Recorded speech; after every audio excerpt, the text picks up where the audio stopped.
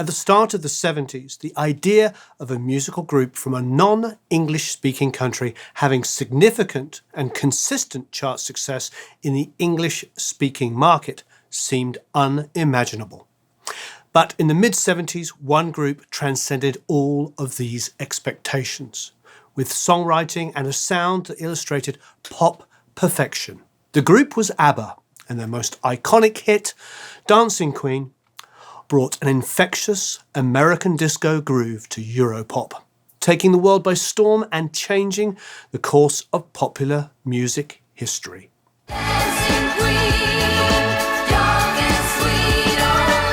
Hello there, it's Warren Hewitt here. I hope you're doing marvellously well. Welcome back to another episode of the series. If you haven't already, please subscribe, and if you hit the notification bell, you'll be notified when we have a new video.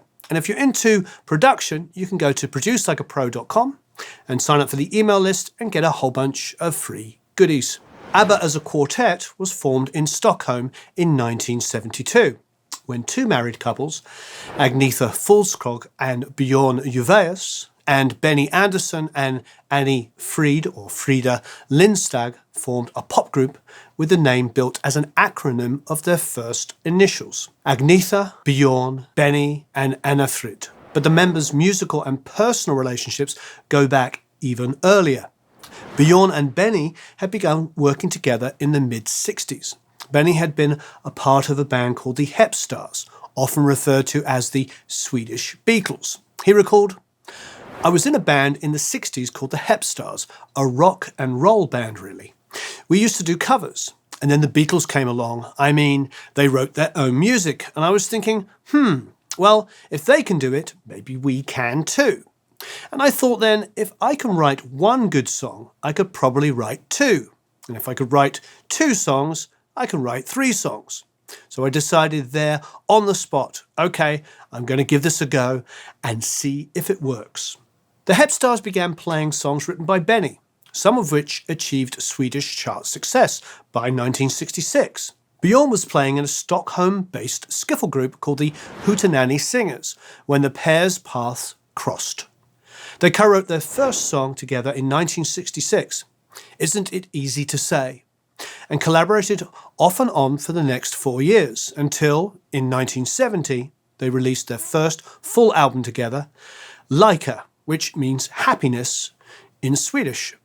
During this same time, the group's female members had been pursuing their own solo careers. Agnetha had already achieved her first #1 Swedish single in 1967, at the young age of only 17. Frida had been performing regularly as a singer since the age of 13, and by 1967 had signed a solo recording contract with EMI Sweden after winning a national talent contest. Agnetha met Björn at a concert in 1968, and the pair began working closely together. She even co-wrote a song, Lieslott, with him and Benny for Lika.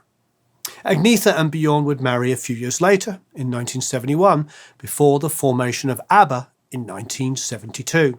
A 1969 prequel festival to the Eurovision Song Contest brought another two of the Abba members together. The Melodifestivalen was a national festival intended to select Sweden's entry into the Eurovision contest, and it was here that Benny and Frida first met. Shortly thereafter, the future Abba bandmates became romantically linked, and Benny began producing her records. Her first #1 hit came from this musical and romantic partnership in 1971, with the song Min Egen Stad. Perhaps most interestingly, this hit features all four members of the future Abba group on the recording.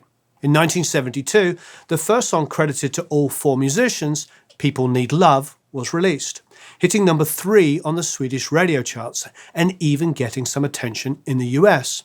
We met on the road with our respective bands in 1966. 66? Björn met with Agnetha. I met with Frida. We worked together on this. We worked together on the social basis. They were both singers. We were both in our bands. And it didn't occur to us that maybe we should form a band until sort of after like 3 years in 1972. Yes. We were doing things. We were doing Incredible. cabaret stuff together, Swedish. really corny stuff, and I'm so happy that's not recorded anywhere. No. But then we said, yeah, but what we should do? We should write a pop song in English and see what happens. Yeah. So we wrote a song called People Need Love. The girls were singing, we were playing, and we had the band. And it went quite well. We had a hit with that one in Scandinavia. The following year, the newly formed quartet submitted a joint effort to the Melodifestivalen contest. The song Ring Ring. While the song didn't win, it did take third place and garnered attention in Europe and South Africa. It also became the title track of the quartet's first album together. At this release, the group was performing under their first names: Björn and Benny, who were already somewhat of a known combination, and Ag-neh-tha and Anni-Frid. Their manager, Stig Andersson, then came up with the acronym for the group's name, one that has a familiar, even biblical, ring to it. Abba means father in both Hebrew and Aramaic. The group was gaining traction, but their first big break came in 1974 when Abba earned a spot in the Eurovision Song Contest with the song Waterloo. It was the first time performers were allowed to sing in their choice of language, rather than the language of the country they represented. Abba sang in English and eschewed the ball gowns and tuxedos of the other competitors. They appeared on stage in their glam rock attire, singing in English in a style unlike anyone else around them. Waterloo, I was defeated, you won the war. Waterloo, promise you'll love me forevermore. Quartet would go on to win the entire competition, and the song's release would be the first one credited under the new name, Abba. After its success at Eurovision, Waterloo hit the #1 spot in not only Sweden, but also in the UK, Germany, Switzerland, and it made a powerful showing on the American stage, hitting #6 on the Billboard Hot 100.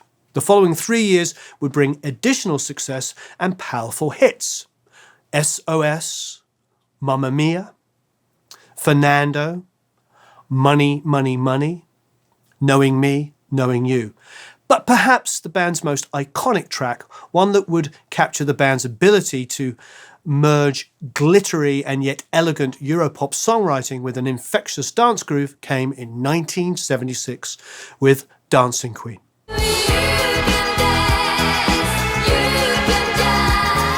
Dancing Queen was written by Benny and Björn and manager Stig Andersson. They credit George McRae's 1974 disco hit Rock Your Baby as major inspiration.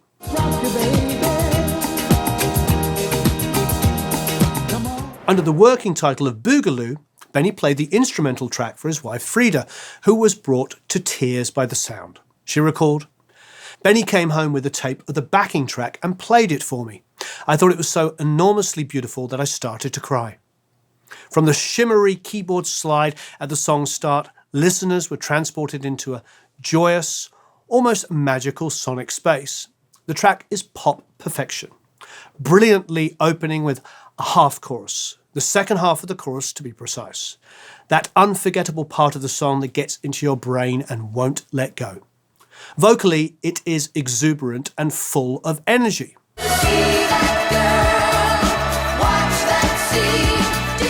By the time you get to the first verse, you're almost a minute into the song, and you already know the answers to the verse's setup. You're digging the Dancing Queen. The vocals on the verse pull back, although the infectious groove remains strong. This vocal phrasing mirrors the storytelling of the lyrics, setting the scene of a nightclub. Friday night and the lights are low, looking out for a place to go, where they play the right music, getting in the swing. You come to look for a king. Friday night and the lights are low. The low range of the melody on ending phrases like "you come to look for a king" creates a tone of anticipation, further preparing for the glorious excitement which comes at the return of the chorus. Getting in the swing, you come to look for a king. The first verse is a double verse, whereas the second is shorter and quickly returns the listener to a highly anticipated chorus. The song is perfectly unbalanced. It's chorus heavy and centered around the satisfaction of hitting the chorus's final phrase.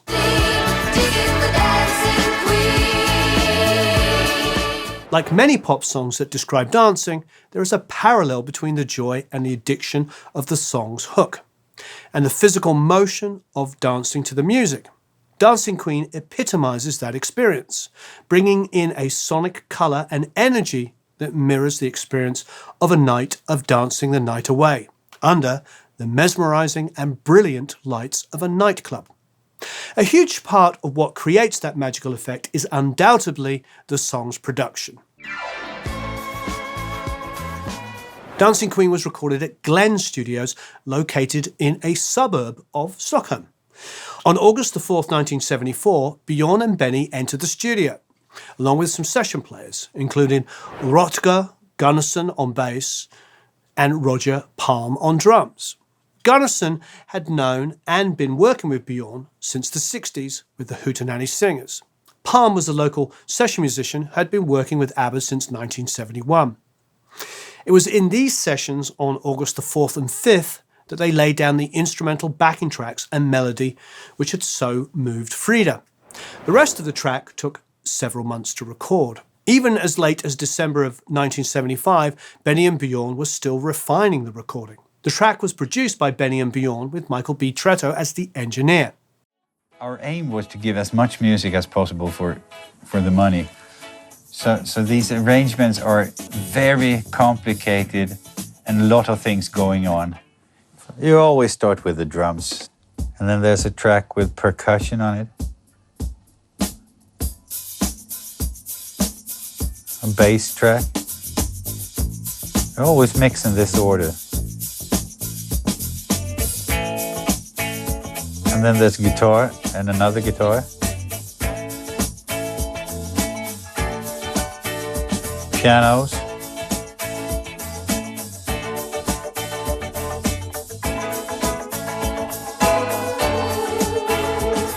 The girls' voices are essential to the sound, of course, because they had these extremely compatible voices, because Agnetha was very punchy and Frida had this hi-fi quality to it, because it was both very bright and very soft, bassy in itself. So they were very complementary to each other, these two voices. Sometimes when they sang in unison, Agnetha perhaps going down a little and Frida struggling to get up to her, there was a certain sound to it. It was amazing.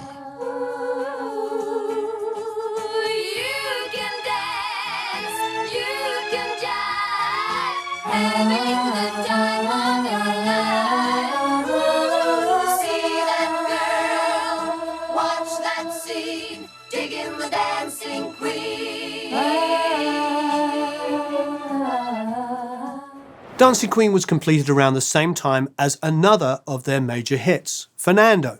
The group wanted to release a single in March of 1976, but there was disagreement about which one to release. Andersson insisted the group go with Fernando, a ballad which would contrast the group's previous release, Mamma Mia. And the song certainly did succeed. Fernando became one of Abba's best-selling tracks and remains one of the best-selling singles of all time. Still, the group was confident that Dancing Queen was destined for success. Agnetha recalled, "It's often difficult to know what will be a hit. The exception was Dancing Queen. We all knew it was going to be massive." While the song had to wait another 5 months after Fernando to be released as a single, it got an early start in performance, including a 1976 TV special in Germany and another television performance in Australia in March. And then, in Sweden, the song was introduced at the televised wedding gala for King Carl XVI and Sylvia Sommerlath on June the 19th, 1976.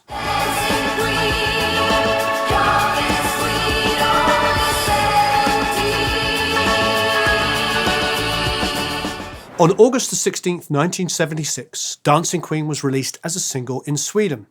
The response was massive, as it took the #1 spot on charts all over the world, including in the US, when in April of 1977 it became the group's first and only US #1 hit.